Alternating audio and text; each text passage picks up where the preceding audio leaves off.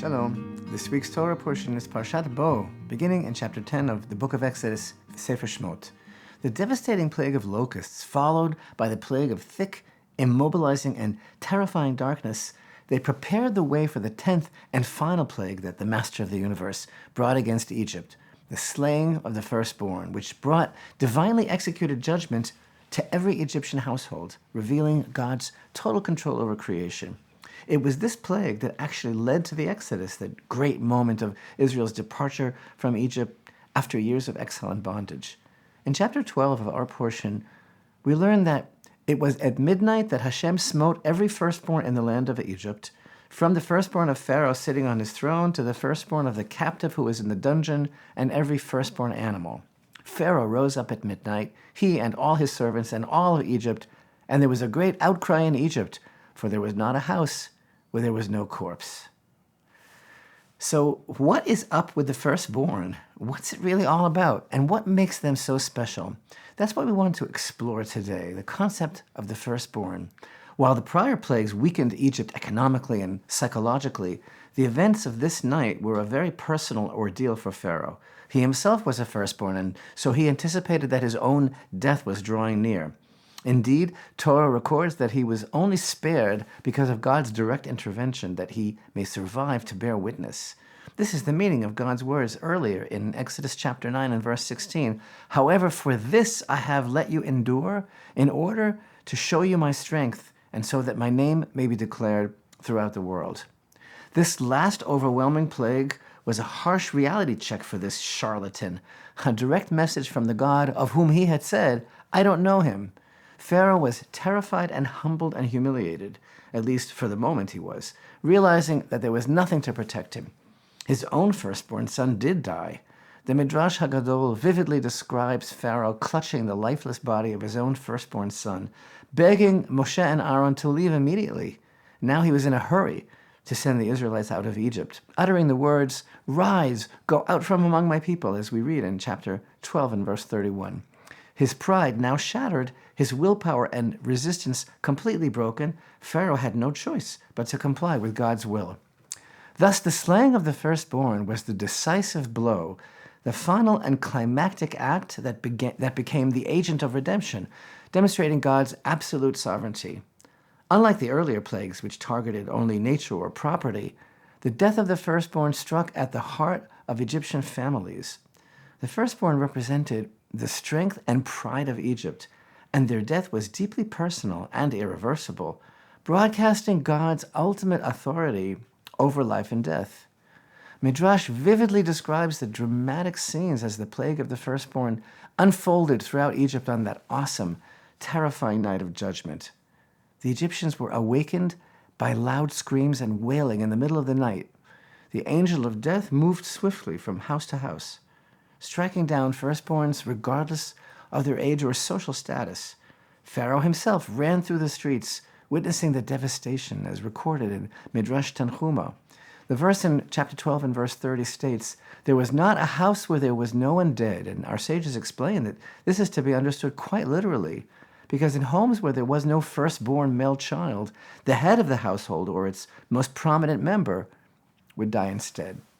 God's judgment was so complete that even Egyptian prisoners in their dungeons and firstborn animals were also struck down. The Midrash further informs us that there were also multiple deaths in polygamous families, meaning Egyptian immorality caused many children to be secretly fathered by different men. When the plague struck, multiple deaths occurred in such households, as all the true firstborns of various fathers died. This led to shocking revelations and chaos, as in the midst of their grief, Egyptian families discovered hidden betrayals. Meanwhile, the children of Israel were tranquil amid the storm that was visited upon their Egyptian neighbors. While chaos reigned in Egyptian homes, the Israelites experienced peace. Not even a dog barked at them, as stated in chapter 11 and verse 7. This stark contrast demonstrated God's control over creation and his special providence over Israel. While the horror of the slaying of the firstborn reigned outside, the Israelites ate the Passover offering calmly in their homes, fully dressed and ready to leave Egypt. They heard the wailing of their oppressors outside, but they remained secure under God's protection in their own homes. The reaction of the Egyptian populace was mass confusion and terror. Midrash Shemot Rabbah describes the Egyptians frantically searching for Moshe and Aaron in the middle of the night, crying, "We're all dying." They were overwhelmed by the scope of the plague as every household faced death and devastation simultaneously. The Egyptian idols were also shattered during the plague, delivering God's message of the futility of idolatry. The Egyptians who had relied on those gods for protection were left utterly desolate. So open up your heart. That night of the death of the Egyptian firstborn, which was Passover night, the very night of redemption from Egypt, that night was hallowed by God as a special night of sanctity for all generations. That night, in commemoration of the miracle of the Exodus, God declared and established his divine claim over the Bechor, Hebrew for firstborn, commanding Israel, "Sanctify to me every Bechor, every firstborn, the first to open every womb among the children of Israel, both of man and of beast, it is mine." In Egypt, God exercised his mastery over life and death by sparing the Israelite firstborn while striking down the Egyptian firstborn, an act that demonstrated his covenantal relationship with Israel as her redeemer, a relationship that continues with the sanctification of every firstborn in every generation, connecting each family to the Exodus. But this sparing of the Israelite firstborn was not merely an act of salvation, but an assignment of responsibility to a life of divine service. Here's the thing. Originally, since earliest times, the firstborn son of each family had been divinely designated for the sacred role of serving in the tabernacle and bringing the offerings. However, in the aftermath of the episode of the golden calf, this role was transferred to the tribe of Levi exclusively, who were the only ones that did not participate in the golden calf incident, as we learn in Exodus chapter 32, verses 26 and 28, and verses 12 and 13 of Numbers chapter 3. Yet while God's choice of the Levites replaced the firstborn for active temple duty, nonetheless, the firstborn still belong to God, and they still retain a singular status to this very day, and they are still sanctified to him. And thus, on account of this special status given during the time of the Exodus, the firstborn son is required to be redeemed through the commandment known as Pidyon HaBen, redemption of the firstborn son. This mitzvah of redemption of the firstborn is a Torah commandment given in Exodus chapter 13 and verse 2 here in our Parsha, and Numbers chapter 18 verses 15 and 16. It's performed in a special ceremony wherein an Israelite father redeems his firstborn son, that is, if a male child is the first to open the womb. The ceremony involves recognizing the sanctity of the firstborn by redeeming him from his service, by the father presenting 5 silver shekels to a Kohen, acknowledging that the firstborn inherently belongs to God. This Pidyon HaBen takes place on the 31st day after the child's birth. A blessing is recited by the Father, "Blessed are you, Hashem our God, who sanctified us with his commandments and commanded us regarding the redemption of a son." And the Shachayanu celebratory life cycle blessing is also recited, and the Kohen places his hands on the child and blesses him. And all this is really a symbolic reenactment of Hashem's act of divine selection and deliverance, and a perpetual reminder of his intervention in redeeming Israel at the Exodus. And it's also a reminder to parents that the children that they love and cherish ultimately belong to God. In Egypt, the firstborn were a source of illusory, arrogant power and pride. In Torah thought, they were a reminder of God's ultimate authority. So open up your heart in the deepest way. All human life and all material blessings come from God. The firstborn represents the starting point of creation itself.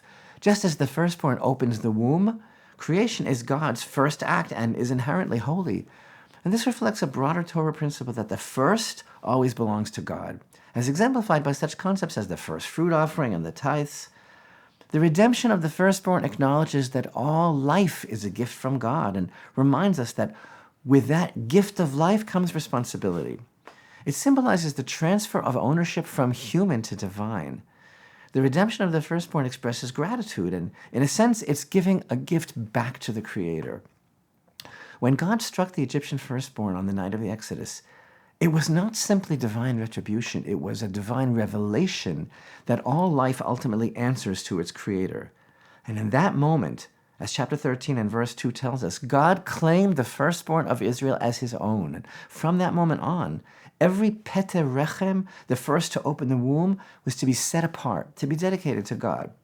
Thus, every redemption is a reenactment of the Exodus, our personal and national freedom granted by God. But why does Torah extend the sanctification of the firstborn to animals as well? So open up your heart deeper still.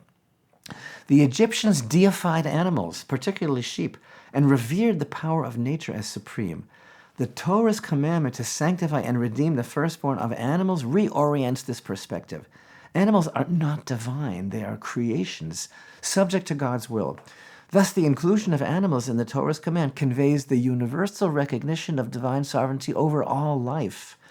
By offering or redeeming the firstborn, we proclaim that holiness permeates even the material world, and we facilitate a tikkun, a rectification of Egypt's corrupt worship. The firstborn of kosher animals are to be offered in the temple or redeemed, while the firstborn of the non-kosher donkey is redeemed through the substitution of a lamb presented to a Kohen as commanded in Exodus 13 and verse 13. Since in Torah's worldview, the firstborn represents the primacy of God's presence in creation, as everything originates from him, thus the sanctification of the firstborn, whether human or animal, is a declaration that all life belongs to the divine, not to human ownership or earthly power. Life itself is a divine gift, not a mere biological event. In short, God's dominion extends beyond human life to all existence, and thus Torah commands that no first of any kind is to be used without acknowledging its higher purpose. So open up your heart in the very deepest way. Even if you're not a firstborn, all this has tremendous meaning and significance for every person. Spiritually, the sanctification of the Bechor can be understood as a call to dedicate one's first and best energies to God. The firstborn symbolizes the principle of Reshit, the first and the most significant. Torah teaches us to direct our firsts to holiness. The Maharal explains that the first represents potential. Just as the firstborn is the opening of life, every beginning carries the potential to influence all that follows. Sanctifying the Bechor serves as a reminder to consecrate all beginnings to God. So open up your heart much deeper still. On a deeper level, the concept of the Bechor in Torah thought can transcend the literal firstborn and convey the holiness of beginnings, of priorities, of potential, and leadership. The firstborn represents the beginning of consciousness. By dedicating the first of our day, our thoughts, and our actions to God, by sanctifying every moment of living with mindfulness and purpose, we elevate the entire trajectory of our lives. It's a very beautiful teaching of the Holy Baal Shem Tov, who gives an allegorical spiritual spin to this commandment of Hashem's, sanctify to me every firstborn. In this teaching, he interprets the firstborn to allude to the first thought that comes into a person's head in the morning, while yet in bed. He taught that it's vital for that thought to be an uplifting one of holiness, a thought of faith in God. That way, the entire day will follow in the spirit and style of that first thought of the day. The first thoughts in any endeavor, whether it's a day, a prayer, or a task, or a new project, a new relationship, a new phase of life, the first thought will set the tone and intention for the rest. Aligning those beginnings with faith and imbuing them with purpose ensures that the entire effort follows in that spirit. Starting off with gratitude, prayer, or kindness can elevate the entire experience. In this light, as a daily practice, may we suggest beginning each day upon waking by meditating on God's presence in our lives, by reciting the brief Modeh Ani prayer. I give thanks before you, living and eternal King, for you have returned my soul to me with compassion. How great is your faithfulness. These simple words can aid in anchoring the rest of the day in holiness and purpose. The Holy Rabbi Nachman speaks of the first step in spiritual growth as being critical. He explains that the initial movement towards God, even if it's just a small gesture, carries tremendous power. In this light, the firstborn, representing that initial act of holiness, is sanctified because it sets the course for spiritual progress. Just as the sanctification of the Bechor acknowledges the source of all life, the first step in any spiritual journey should be rooted in humility and connection to God, thus ensuring the success of our journey. So whether it's the firstborn children or animal or first fruits, the concept of giving the first to God is all about prioritizing God in one's life. It acknowledges that all blessings come from Him, and the first is a symbolic offering back to Him. So open up your heart deeper than ever before. Hashem's command to sanctify the firstborn to him is about cultivating humility and gratitude. Redeeming the firstborn sanctifies human potential and channels it towards divine service. It represents a rectification of humanity's misuse of power, exemplified by Pharaoh's tyranny over Israel. It emphasizes the responsibility to dedicate one's life, beginning with its firsts, to holiness. And by redeeming the firstborn, we affirm that material wealth and human achievements must always be subordinated to divine service. It gets deeper. The holy Rabbi Cohen of Lublin teaches that the firstborn is symbolic of untapped potential. He teaches that just as the firstborn belongs to God, so too our highest potential and aspirations must be devoted to divine service. This sanctification enables a person to actualize their spiritual potential. The Bechor historically had a leadership role in the family and was initially designated for divine service. So too, every person has a firstborn quality within them, the ability to take initiative and lead themselves and others towards a higher purpose. Recognizing this inner potential means living with a sense of mission and responsibility. And we can sanctify our firstborn by using our talents and strengths to guide ourselves and others in positive and meaningful ways. Through the redemption of the firstborn and the admission that the first of everything belongs to God, we declare that all creation sings of God's presence, and we become active participants in that song. By sanctifying every firstborn, whether human or animal, we affirm that all life is sacred, that redemption is an ongoing process, and that our existence is meant to serve a higher purpose. In this way, even the most fundamental aspects of life, birth, family, and sustenance, are transformed into the holiness of divine service. Thank you for watching this week's Jerusalem Lights Torah portion. Jerusalem Lights is a non-profit organization dedicated to spreading the light of Torah throughout the world. The support of our viewers enables us to continue. If you appreciate these teachings, please consider donating to Jerusalem Lights so that we can continue to share Torah for everyone. Shabbat Shalom.